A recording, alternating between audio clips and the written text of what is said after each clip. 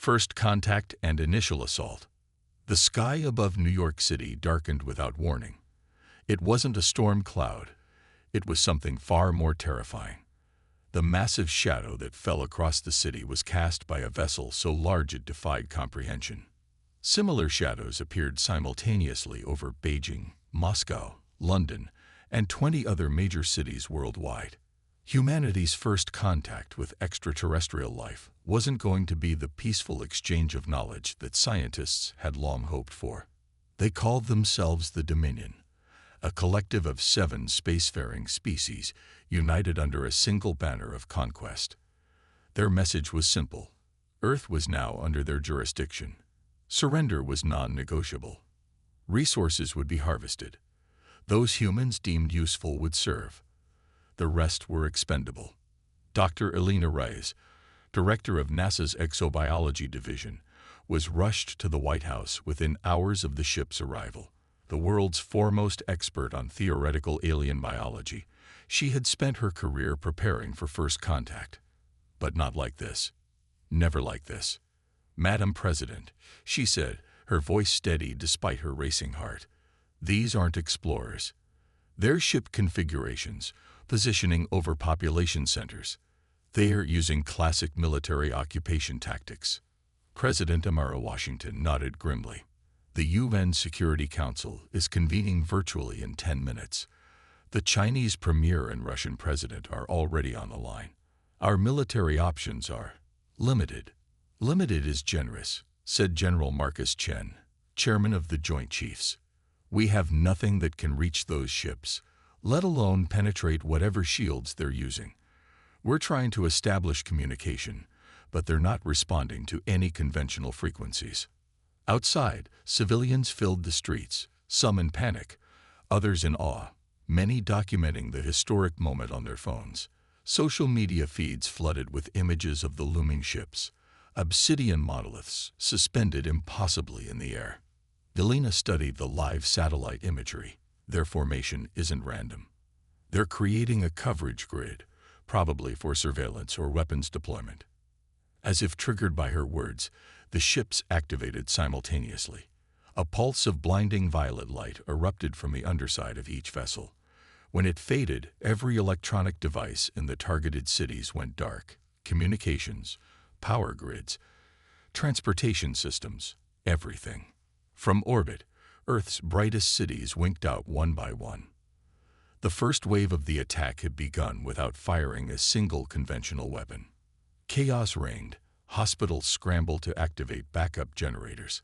Aircraft lost guidance systems mid-flight. And in that crucial moment of vulnerability, the Dominion deployed their ground forces, biomechanical soldiers that descended from the ships in swarms, establishing perimeters around government installations and critical infrastructure. At the Cheyenne Mountain Complex, the remnants of the U.S. military command huddled by emergency lighting. President Washington had been evacuated there, along with Dr. Reyes and other key personnel. The mountain's natural shielding had protected some of their systems from the electromagnetic pulse. "We've established contact with surviving military bases using hardened communication lines," reported General Chen. "NATO forces are regrouping, and we've confirmed that Russian and Chinese leadership survived in their respective bunkers." "What about casualties?" the president asked. "Initial estimates are in the millions," Chen replied, his face ashen. "Major urban centers were hit hardest. First responders are overwhelmed. We've lost nearly 80% of our military satellites and the entire GPS network." Dr. Reyes interrupted. "I've been analyzing the attack pattern. The pulse wasn't designed to kill humans directly. It targeted our technology. They're deliberately avoiding mass casualties." "That's supposed to be reassuring," demanded the Secretary of Defense. "It tells us something important," Elena insisted. "They want our planet intact. If they just wanted us gone, they could have bombarded us from orbit. They need something here, maybe resources, maybe us." Over the next 72 hours, humanity began its desperate resistance. Military forces around the world engaged the alien ground troops with mixed results. Conventional weapons proved somewhat effective against individual soldiers, But the invaders' advanced technology and coordinated tactics gave them a devastating advantage. The turning point came unexpectedly from Bangalore, India. Dr. Vikram Patel, a quantum physicist at the Indian Institute of Science, made a critical discovery. Working with limited equipment in a makeshift lab, he detected a pattern in the energy signatures of the alien communications, potentially their entire command network. Patel confirmed, if we could generate a precisely calibrated interference pattern. Within days, the nascent resistance had a new focus. The United Earth Defense Initiative was formed, bringing together military and scientific minds from across the globe. Old enemies became allies out of necessity. Chinese quantum computing experts worked alongside American weapons specialists. Iranian electromagnetic warfare technicians collaborated with Israeli defense strategists. Meanwhile, the Dominion continued their methodical occupation, establishing bases and beginning resource extraction operations. Their focus seemed to be on rare earth elements and uranium deposits. They appeared unconcerned about the scattered human resistance, treating it as a minor inconvenience rather than a genuine threat. That would prove to be their first mistake. 3 weeks after the initial invasion, the initiative was ready to test Dr. Patel's theory. A modified satellite communications array in Australia's outback was reconfigured to emit the specific interference pattern. The target, a Dominion command post near Sydney. Colonel Sophia Chen, leading the small Special Forces team, watched from a concealed position as the array activated. For a moment, nothing happened. Then, the alien soldiers began to move erratically. Their coordinated formations dissolved into confusion. "It's working," she whispered into her secure comm. "Their systems are disrupted." The strike team moved in swiftly, eliminating the disoriented alien forces with surprising ease and capturing crucial technology samples. More importantly, they proved a critical point. The invaders weren't invincible. News of the successful operation spread through secure channels, igniting hope across the embattled planet. Within days, similar arrays were being constructed using salvaged equipment. The resistance had found its first edge. Dr. Rice led the examination of the captured alien technology. What she discovered exceeded her most optimistic hopes. "Their biomechanical integration is unprecedented," she reported. "But there's a critical flaw in their neural interfaces. The quantum disruption doesn't just affect their communications, it temporarily paralyzes their augmented nervous systems." General Chen allowed himself a rare smile. "So we found their Achilles heel." "It's more than that," Elena said. "Analysis of their biological components reveals sensitivity to a specific range of radiation that's harmless to humans. If we could amplify the disruption field and combine it with targeted radiation, we could potentially neutralize their forces without destroying their technology." President Washington finished the thought. "Dr. Rice, you have whatever resources we can muster." The resistance now had a plan. The next phase would be exponentially more ambitious and dangerous. Small victories wouldn't liberate Earth. They needed to strike at the heart of the invasion force. Intelligence gathered from around the world indicated that the Dominion operated from a central command ship positioned in geostationary orbit above the Pacific Ocean. This vessel coordinated the activities of all ground forces and regional ships. If they could disrupt it, even temporarily, it might create the opening needed for a global counteroffensive. The plan, codenamed Operation Blind Spot, took shape rapidly. Using scavenged components and makeshift manufacturing facilities hidden underground, the resistance built numerous disruption devices. Special Forces teams prepared to target Dominion ground installations simultaneously around the globe. And a small, elite team would attempt humanity's boldest mission yet, infiltrating a landed Dominion vessel to plant a disruption device that could be taken aboard the command ship. The night before Operation Blind Spot was scheduled to launch, Dr. Rice found herself unable to sleep.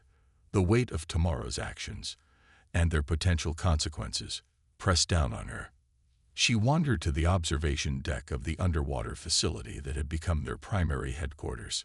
General Chen was already there, staring at the distorted light filtering through the ocean waters above. "Having second thoughts, Doctor?" he asked without turning. "No," she replied honestly. "Just contemplating what happens if we succeed.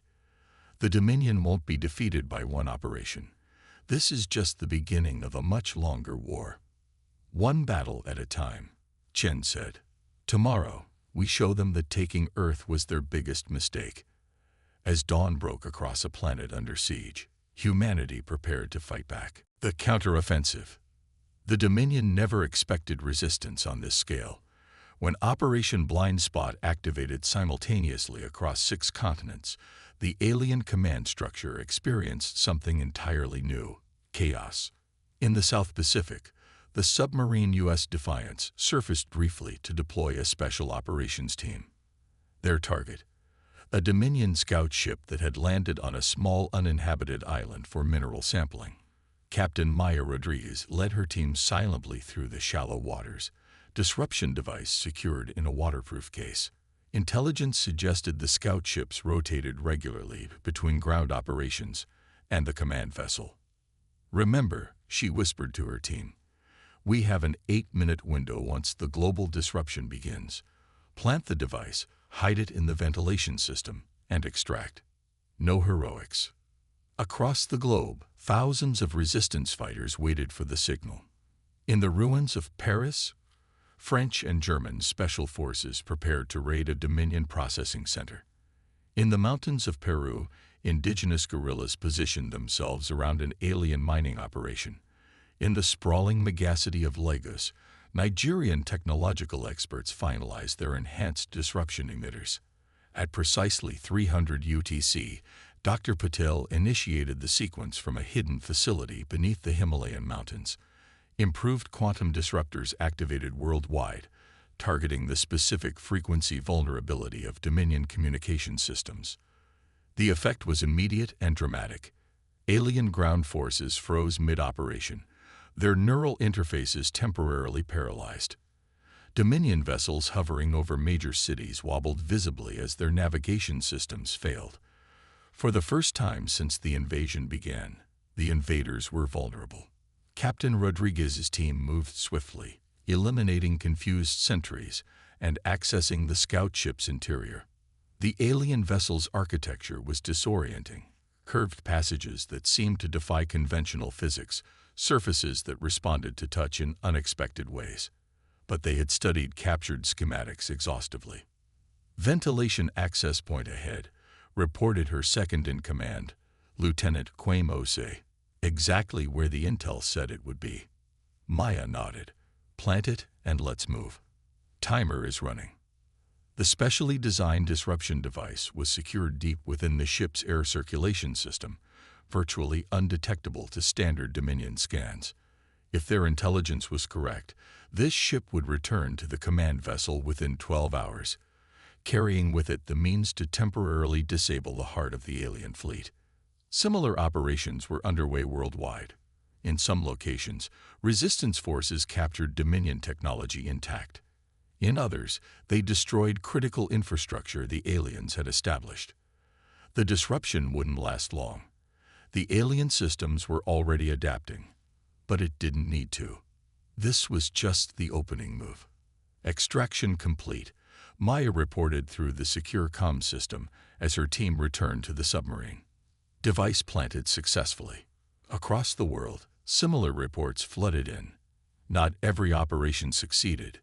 The resistance suffered heavy casualties in several locations, but the overall mission achieved its objectives. For the first time since the invasion, humanity had seized the initiative. The Dominion's response was swift and brutal.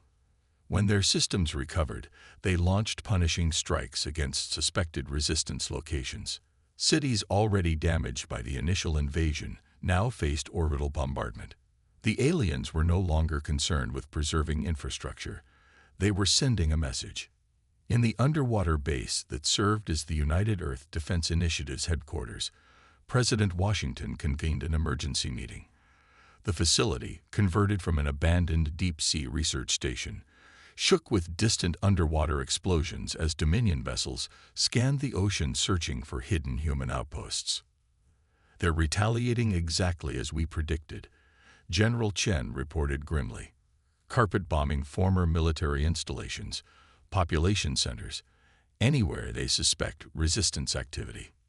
Civilian casualties? The president asked. High, he admitted.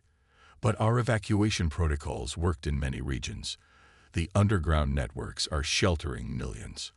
Dr. Rice entered, her expression a mixture of exhaustion and excitement. The scout ship has returned to the command vessel. Our tracking system confirms the disruption device is aboard and operational. A tense silence fell over the room. Everything now depended on whether the device could effectively transmit its disruptive signal throughout the command ship. If it worked, the entire Dominion fleet would temporarily lose central coordination, creating the window needed for the next phase. How long until we know? Asked the president. The device is programmed to activate in approximately 6 hours, Elena replied. Once it does, we'll have maybe 20 minutes before their systems adapt and neutralize it. Then we need to be ready, Washington decided. General, initiate Operation Thunderstrike. All available forces. This is our one shot. Operation Thunderstrike was the culmination of weeks of desperate planning. While Blind Spot was meant to create confusion, Thunderstrike was designed to deliver a devastating blow. During the invasion, the resistance had managed to modify several nuclear submarines and their ballistic missiles with the quantum disruption technology. Now these vessels were positioned strategically around the globe, ready to launch their payloads not at the Earth, but into space, directly at the temporarily vulnerable Dominion fleet. 6 hours passed with excruciating slowness. Then, at the appointed time, sensors detected a massive energy fluctuation in the Dominion command ship. Alien vessels worldwide suddenly drifted out of formation. Ground forces froze in place or moved erratically. Device activated successfully, confirmed the communications officer. Disruption pattern is holding. Launch Thunderstrike, ordered the president without hesitation. From the depths of oceans worldwide, modified missiles surged upward. Their nuclear payloads had been replaced with concentrated disruption devices and the specific radiation emitters Dr. Rice had developed. They weren't designed to destroy the Dominion ships, merely to render them permanently inoperable. The alien fleet, suddenly blind and uncoordinated, had no effective defense against the simultaneous attack. Missile after missile reached its target, engulfing each vessel in a field of quantum disruption and specialized radiation. Systems failed catastrophically. Some ships managed to activate emergency protocols and retreat into orbit, but many simply hung lifeless in the sky. Ground forces witnessed the impossible. The mighty Dominion vessels, previously impervious to all human weapons, now drifting helplessly or crashing to Earth. The biomechanical alien soldiers disconnected from their command network collapsed where they stood.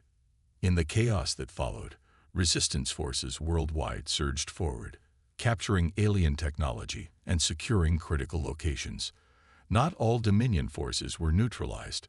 Some operated on autonomous systems, but their coordinated advantage was gone. The tide had turned. In the days that followed, humanity began the difficult process of reclaiming their world. The Dominion command ship, crippled but still partially functional, retreated from Earth orbit along with nearly half of the invasion fleet. Those alien forces stranded on Earth fought desperately, but were eventually overwhelmed by unified human military operations. 3 months after Operation Thunderstrike, Dr. Rice stood on the observation deck of the reclaimed International Space Station, looking down at the planet below. Recovery efforts were visible even from orbit. The rebuilding of cities, the cleanup of downed alien vessels, the reconfiguration of captured Dominion technology for human use. General Chen joined her, his uniform now bearing the insignia of the United Earth Defense Force, the permanent global military organization formed in the wake of the invasion. The quantum communicator you developed from their technology picked up something interesting, he said without preamble. A transmission from approximately 6 light-years away. We think it's the retreating Dominion fleet. Were you able to decode it? Elena asked. Partially. It seems to be a warning to the rest of their empire. A rare smile crossed his face. They're advising all Dominion forces to avoid the Sol system indefinitely. Apparently, we're considered extremely dangerous. Elena laughed softly. They had no idea who they were dealing with. No, agreed Chen, looking down at the recovering Earth. They thought we'd be easy prey. Instead, they found their worst nightmare. The stars above them seemed different now, no longer just points of light, but destinations and potential threats. Humanity had repelled its first alien invasion, but both Chen and Rice knew it wouldn't be the last. The universe had become a much smaller place, but Earth would be ready. The Dominion's technology, now being reverse-engineered in laboratories worldwide, had accelerated human development by centuries. The first human-built starships, incorporating modified alien drive systems, were already under construction. What do you think they'll tell their leaders? Elena wondered, watching a piece of Dominion debris burn up in the atmosphere below. About why they failed. Chen considered this for a moment, that they made a fundamental error in their assessment. Earth wasn't just another resource-rich world with a primitive species to subjugate. It was a planet of warriors who refused to surrender, Elena finished. Exactly, Chen nodded. And now the galaxy knows it. In the vast emptiness of space, the damaged Dominion command ship limped toward home, carrying with it a message that would spread throughout their empire. Earth was not to be underestimated. The small blue planet harbored a species unlike any they had encountered before, resourceful, adaptive, and utterly unwilling to accept defeat. Humanity had announced its presence to the stars, and the stars had taken notice.